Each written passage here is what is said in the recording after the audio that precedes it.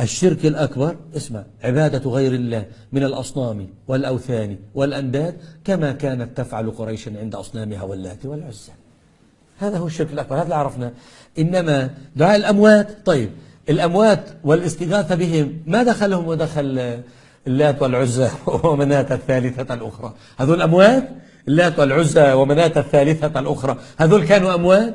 أنت سمعت أن أبا جهل كان يدعو الأموات؟ أبو سعيد الخدري نهوه، ثم كان ماذا؟ خرج الحسين، ثم كان ماذا؟ فتح على المسلمين.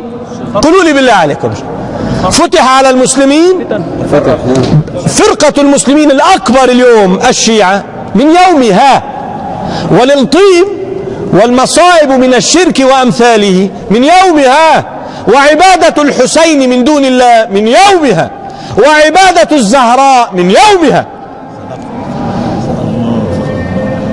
والله رأيت رجلا شيعيا على فضائية، يعني إذا جلست هكذا تدعو من دعاه محمد عليه الصلاة والسلام، من سجد له إبراهيم وجبريل.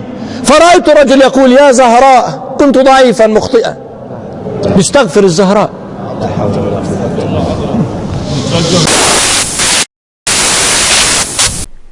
في المسجد الأقصى يا الله يا علي شرك، في الاستوديو دعاء غير الله والاستغاثة بغير الله قلنا ليست شرك. في المسجد الأقصى الاستغاثة بغير الله شرك، في كلامي عن قوم نوح. في الاستوديو قلنا لكم يقول عن الاستغاثة ليست شركا. كل هذا كما قلنا بعد علاقاته المشبوهة بالصوفية كحسون وبالشيعة كبشار